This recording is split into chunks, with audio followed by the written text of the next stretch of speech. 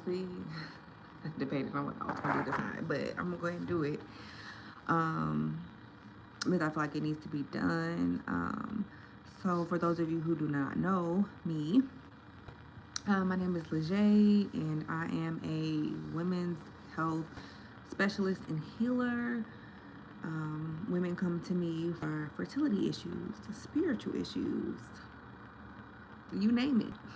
They come to me for their issues, and I work with them in a psychosomatic and spiritual way to assist them with solving their problems, healing, and advancing their lives. So I wanted to talk about this real quickly because I have seen this a recurring issue, primarily with us from the Pluto in Scorpio generation.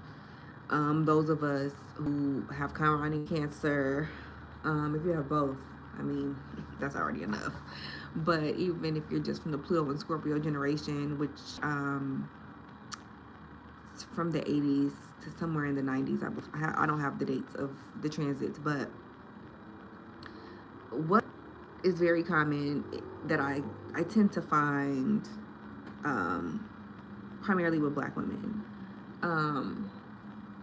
is their families are very their families can be very abusive towards them in ways that are not physical.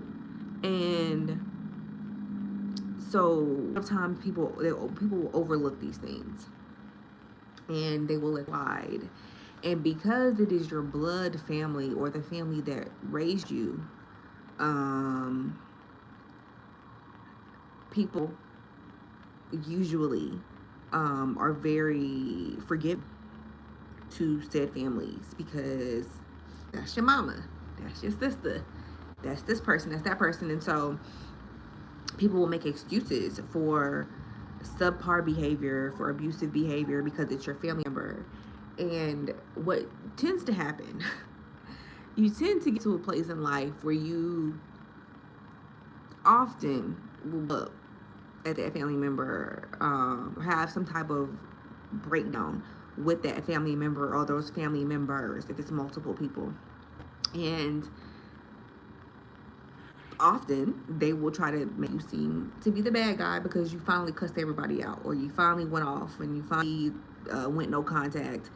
People will try to make you feel bad about that, but you know how much shit you tolerated throughout the years. I did a divination for a client. And this type of shit I'm talking about, y'all. This is what I want y'all to get and what I want y'all to understand and grasp. Just because somebody raised you doesn't mean like you as a human being. Just because somebody is kin to the person that raised you doesn't mean that they like you as a human being. I'm gonna tell y'all a story about a young lady that I did divination for. So she came to me for a divination, and during the divination she was telling me that her mother was living with her. Her mother was very toxic and very negative, and she really was like over living with her mom, but she don't want to put out her mom, right, because it's her mom.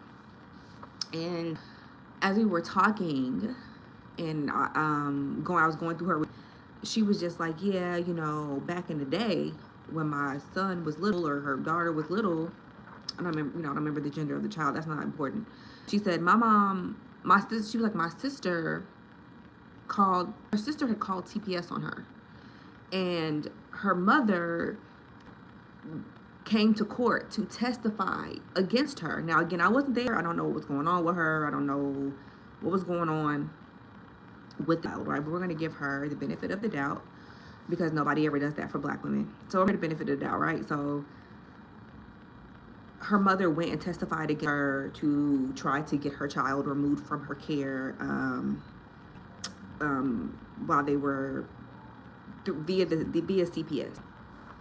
And she was telling me about the current situation, that her mother was really like, towards her, and you know, she was just like, she wouldn't even pay no bills here, she's living in my house, she's really rude, other type of stuff. So again, I didn't know this initially, but later in the conversation, she tells me that her mother had gone to court and testified against her and all this shit. And I was like, why the fuck would you let somebody like that live in your house? Like I just had to ask her. And she was like, really, I've been asking myself that. You know, and I didn't go on her, I didn't judge her, because I got it. It was clear to me that, no, she was doing this because it was her mother. But I think that's an example, and that example is a little extreme. You need to pay attention, like, and I had to peep this for myself. I'm extremely intuitive. Always have been, even as a child. And there were a lot of times prior to me becoming 18 years old, prior to me even becoming old, that I was like, about certain families, I don't like this person. You know, they're nice to me sometimes they're really, really mean. I really don't like how they talk to me. I really don't like the way they treat you or what goes on when I'm around them, right? And these people were family members, right? My immediate is not really large, right? So these are people that I considered myself to because we were related. Not because we saw each other every day. Some I did, some I didn't. But there were several of them. And you'll find, especially if you have a toxic family dynamic, it's probably not just one person. And things, when it's not just one person, they'll try to make you feel like you're the problem because you don't assimilate with their views. But toxic motherfuckers hang with other toxic motherfuckers. So a lot of times when shit goes down, people will ask, well, who's the common denominator? But if you're around a toxic person and they have other, they're gonna be around other toxic people, right? So if you have a toxic mom and nobody in your family comes and says, I'm gonna raise you, or I'm gonna help you deal with this toxic mother or this toxic father or toxic grandmother, and they let you be mistreated as a child, more than likely they were complicit. Now this is where maybe your mother or father or whomever didn't allow them in per se, but a lot of times they were complicit to whatever. So it's very common to have multiple people in a toxic family dynamic. And if you want to get more information and get more scientific with it, you can actually go on YouTube and you can see there are several childhood PTSD specialists as well as psychologists and psychiatrists who talk about aspect of there being a toxic family dynamic. It's very rare that it's just one person, right? So if you decide that you are going to remove yourself from the toxic family dynamic, know that you're in the minority, know that you're probably going to be ostracized and you're probably going to be isolated because they're not going to comprehend why you do not want to partake in the toxicity that they have partaken in for probably decades, if not more. So I said all that to say about the young lady who was telling y'all and everything. You have to really be mindful. I know we live in a society or a lot of people follow religions that tell them to forgive, but this is one of the reasons why I don't forgive, and I have a video on it that I made probably like 7 or 8 years ago, but it's on this channel and you can go look it up. But this is part of why I don't forgive, because the body keeps score and the mind keeps score, whether you fully remember the details or not.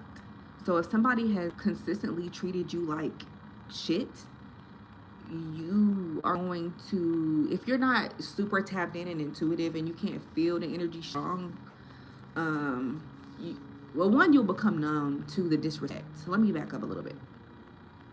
One of the dangerous things about having a toxic family dynamic is you become disrespect. It becomes normalized. Verbal abuse becomes normalized. If it's physical abuse, that also becomes normalized. So when you go out into the world and you're trying to make friends and you're trying to date and do other things that adults do, you're gonna have issues because you were not raised in a healthy dynamic. You don't know what it's like for people to be kind to you all the time. You know what it's like for people not to lie to you all the time. You don't know, like, that's not gonna be, you're at a disadvantage. And because you've been around people your entire life, right? So be mindful of how you felt as a child when you came around certain people, when you were around certain people.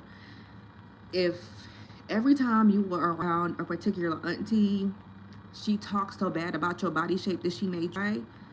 That bitch does not like you. I don't give a fuck if that's your daddy, your mom, and sister. She does not like you. She gets on making fun of you. Okay? You were treated worse than the rest of your siblings, right, by your parents. They do not like you, meaning your parents. And your siblings may have joined in on being the golden child or whatever. I did not have necessarily that experience myself, but I have seen it happen to other people. But they don't like you if they did. So if you grew up in an environment where people were always waiting until y'all got in public to be like, girl, look at her clothes, look at her hair, and you know, she gained 20 pounds last year. These people do not like you as a human being. They don't like you at all.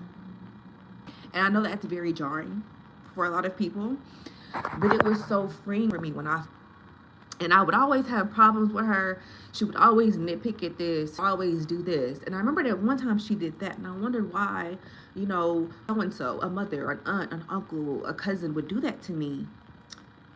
And you know, it was so jarring. It was so, but then she apologized, or he or she may have just started back talking to you, nothing ever happened, and you just moved on with it, or you just forgave them because that's your auntie, that's your mama, that's your uncle, that's your grandfather, whomever, right? And so you let them make it. The first time that person did something to, one, humiliate you, two, to set you life, to make your life harder, if they ever teamed up with an op against you, right? If they apologized, again, this is why I don't forgive. Even if they apologized, even if you're able to forgive them and love them at a distance, you know, you're able to, like, you know, do that with them at family reunions, but you're not on the phone no more. One, you're good, you're smart for setting that boundary, getting distant away from them, because if you continue, what Angelou say? Okay, if the motherfucker, like, when a motherfucker show you who they are, you need to believe them. And I know that's very hard for people to do when it comes to blood relatives. I get it, because in your mind, you're like, but this is my mom, or this is my cousin. We're supposed to get along. We're supposed to be cheerio. You are. But sometimes the motherfucker ain't shit, and sometimes you are the catalyst to change your family. One of the things that's really hard about this shit is that when you are the catalyst to your family, you have to disassociate yourself from them. You have to. You have to, because if you decide to have children, they're going to be toxic to your children. If you decide to get a spouse, they're going to be toxic to your spouse.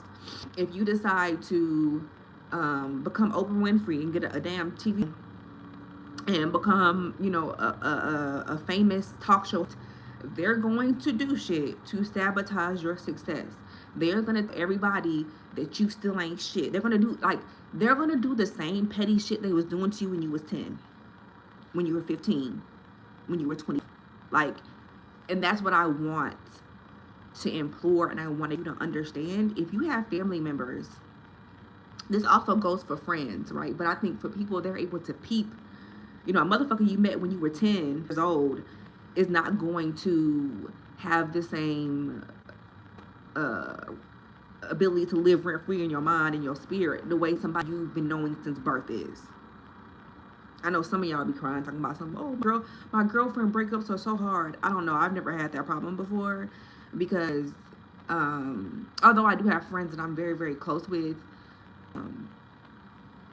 I just have never, when a bitch crossed me, I was done. So I've never had those problems before. Yeah, they will not release you because, truthfully, because you've moved past them, they're jealous. It's like, who the fuck does she think she is?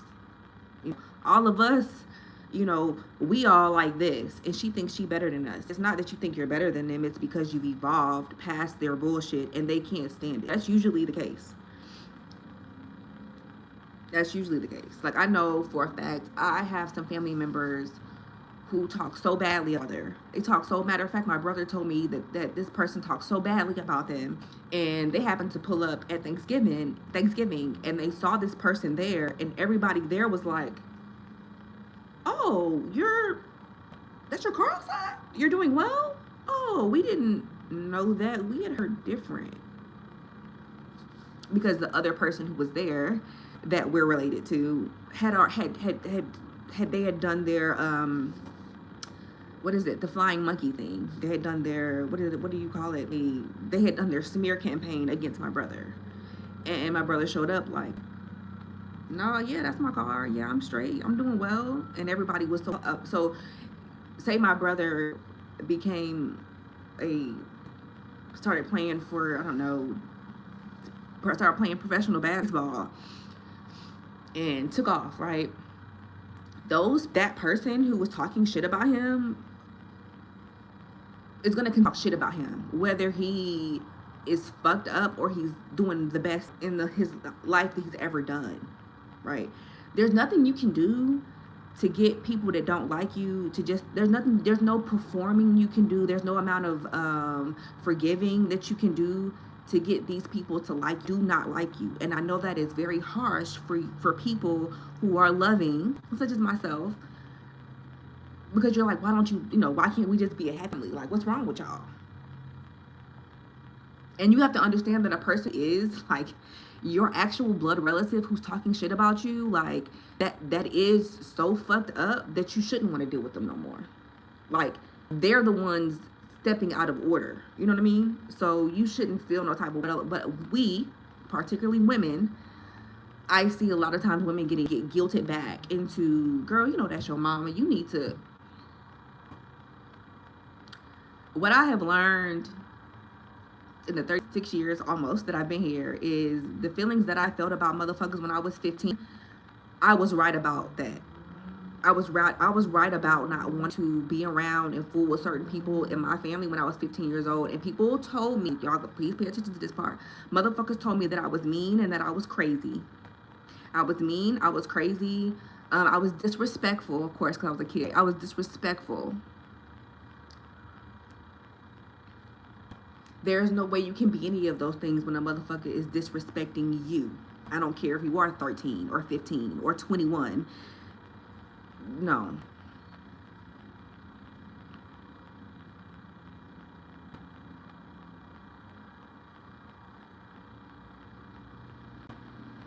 Yeah, I feel you, baby. I went no contact. I went no contact on that ass. It was the best decision I ever made, because one of the things that I was doing. Let me see if I can go find my damn charger. One of the things that I was doing when I was trying. Spirit, give me the words. One of the things that I was doing when I was being disrespected by these family members that I was trying to have a friendship with, the burden was on me. Because I had to keep being nice, and I had to keep forgiving, and I had to keep using bullshit and disrespect. But they just kept doing it. Like, notice they never stopped being assholes, these people that I'm talking. They continually do fucked up shit. They continually wait until it's your wedding to show their ass, or your baby shower, or whatever. These people, their behavior doesn't change. So you're going to continue to keep, as the scapegoat, you're going to continue. It's emotional labor for you to even fuck with them. One of the things I realized so revealing for me was that the anxiety that I got when they called my phone. My nerves would get bad when they called my phone, because I didn't want to have a conversation with them, because I knew once I picked up the phone, this is another way that they be doing you. When I picked up the phone, I was about to get berated with questions about Why are you doing that? Why are you wearing that? You called out of work. You don't need to be called out of work. That's what I had to deal with every time I answer the phone for, I'll say, two of the people.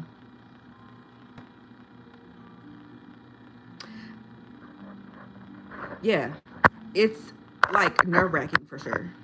It's very nerve-wracking. And what I had to do for myself, for my own mental health, and for my mental health and for my emotional stability is like, why do I keep putting myself through this? I had to ask myself that question. Why I keep putting myself through having conversations with these people? Because a lot of when somebody doesn't like you and you're trying to have like a decent, genuine conversation with them, you can't say anything right. You do know that, right? You can't say anything right. It's going to be wrong. It's going to be criticized. Why did you do that? You gonna get married to him for what? Like, there's nothing that you can do. I think for me, that was one of my turning points. I was much younger, and I did continue these relationships with these folks because they were family, right? So I didn't, at this point in my life, I think I was like 22 or 23 when I finished college. And so at that point in my life, I was, way too green and too kind-hearted to cut them off at that point, which I really needed to do at that point then too, but whatever. All a learning experience. So, one of the things that happened that made me not want to, or one of the big signs that I knew I had to get away from them and I had to stop fucking with them was just every accomplishment that I made was criticized. Everything. Stuff. And I noticed, so one of the things that I had to pick up on was when I did things that were, let me turn this thing off because it's going to keep playing. One of the things that I had to peep game with and notice is that other people, like people that owed me nothing, right? Just friends and associates. I told them some of the things that I was doing or the things that I had done, always flabbergasted and super like congratulatory. But when I told my family members, outside of my grandmother is a sweet pea. But when I told some of my other family members, it was just like, so. Like one of my family members is famous for the big deal that she made about me going to Spelman. I always tell people, anyone who knows me knows this story because I started Spelman, I got pregnant at Spelman, I left Spelman, and I went back with my child. And both times that I went, so the first time I went, I was a high school grad, just finished high school, top of my class, went to Spelman. And then the second time I was, I had a small child with me. I had a child under the age of 1 with me. And both times I was talked to as if I was a dumbass. Like I was talked to like, why the fuck would you go do that? Why would you do that? Like I had a family member who told me to my face, who cares that you got into Spelman? It's not you. Like, girl, please. Like, who gives a fuck? Like, shut up. And I just remember being like, why did she? And when I went and talked to other people and told other people, oh, I'm going to be going. I remember I was working somewhere and one of my coworkers was a teacher. I was working during the summer. Coworker was a teacher.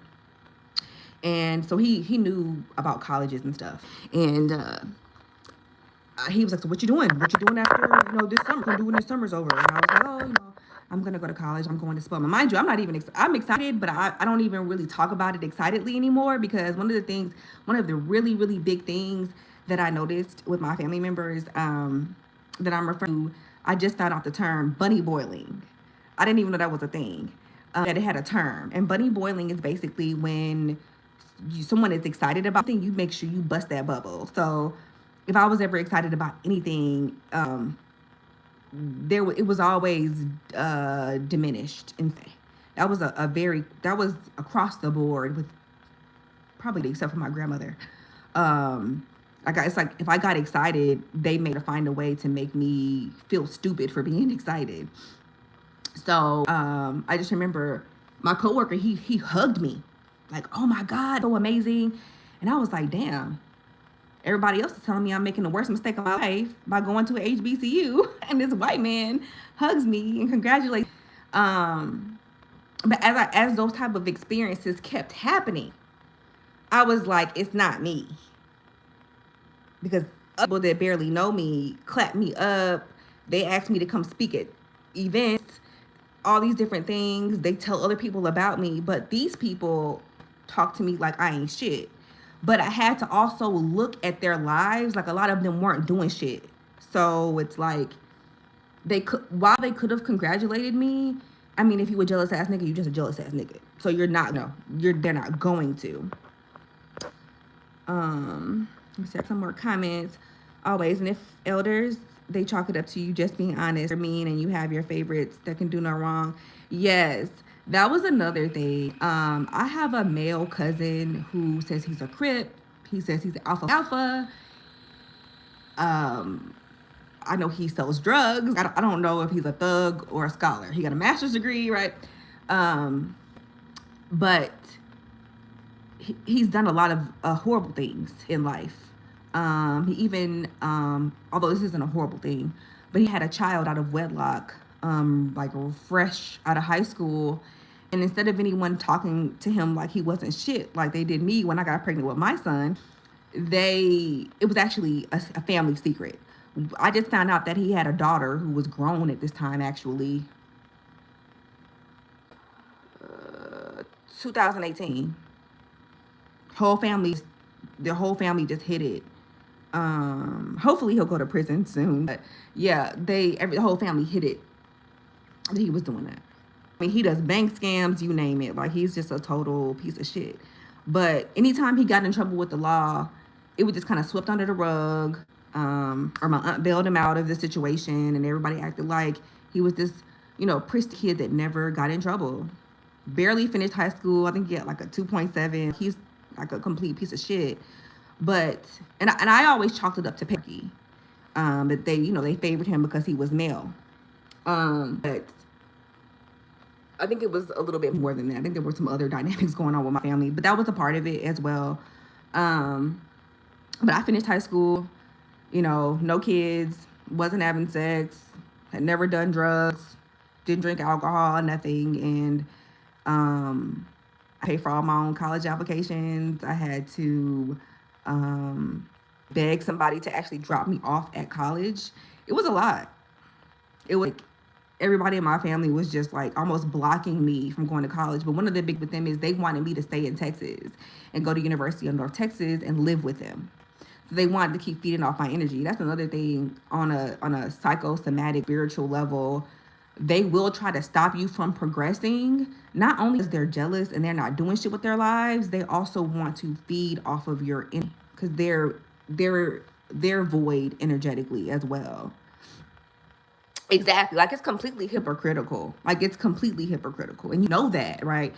But as a 16, 17, 18, 19-year-old girl, instead of me being, well, I did think they were, I had some resentment towards them already starting to build up because they had done, and probably because I'm a Scorpio. But I still felt like, what did I do wrong? Like, it made me question myself.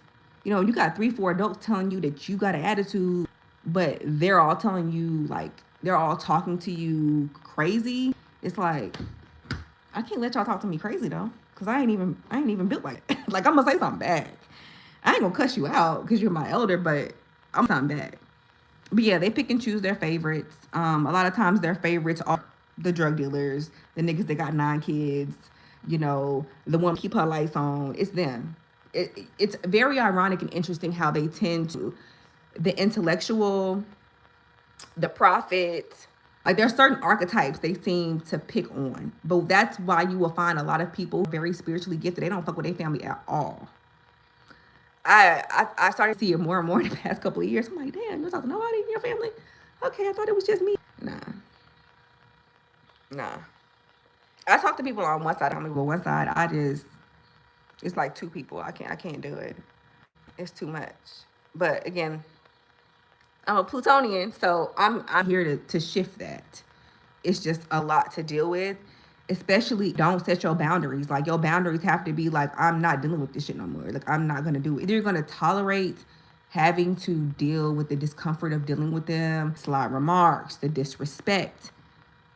But for me, it's dangerous because I mean niggas have gone as far as content like my children's fathers, you know, being involved in some of the legal issues that I've had with my children. They were behind it. So that is why my thing is like go no contact, because the more you're in contact with them, the easier they can like weave their way into your business and shit. Like some of these people are real, like that girl's mom that I was talking about in the beginning. That's like, how could you gonna set your grandchild up to go to foster care, bitch? Why would you do that?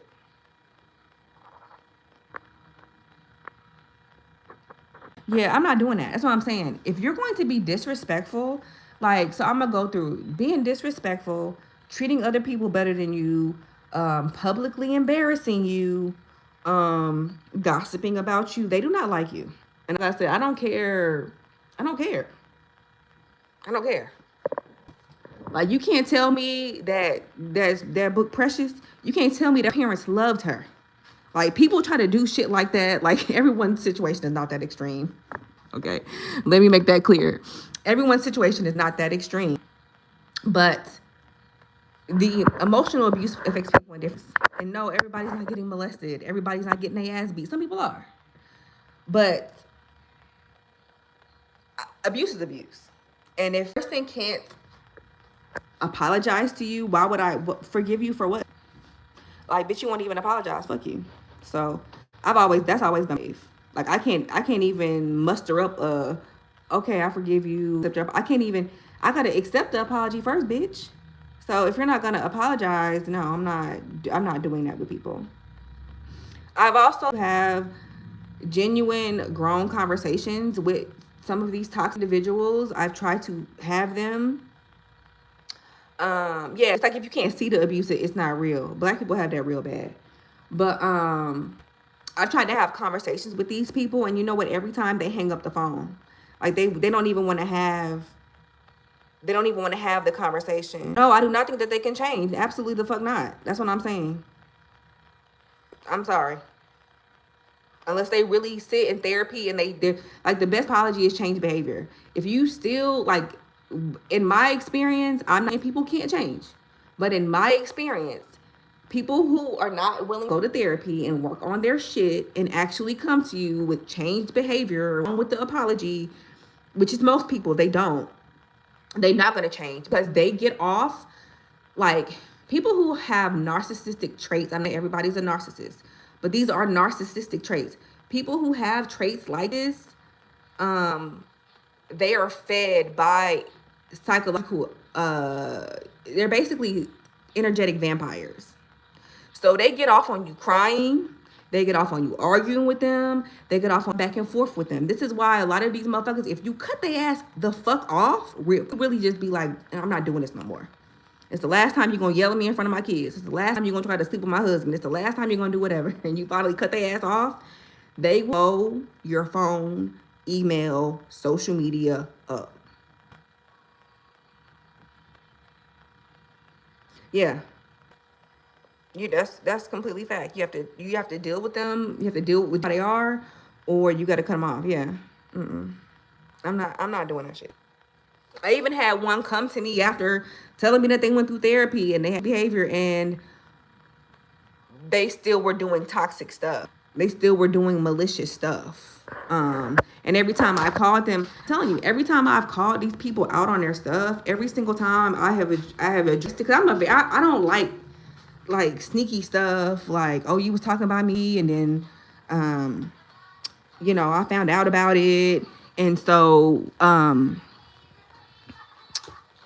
once I called you on it, you decided to admit it, and now it's okay. Now, no, it's not okay, bitch. Because if I had to call you on that shit, that meant you intended on not telling me that you was talking about me or doing whatever. I'm like, that's like the quickest way for me to just be like, you're dead to me. is like you doing things behind my back. Once I find somebody doing shit behind my back, I don't fuck with them no more. And that's part of the reason why what I say, I knew before I became of legal age that there were people in my family I could not trust them because they done malicious things to me as a before I was 18, and I didn't want to be around them no more. My mom forced me to.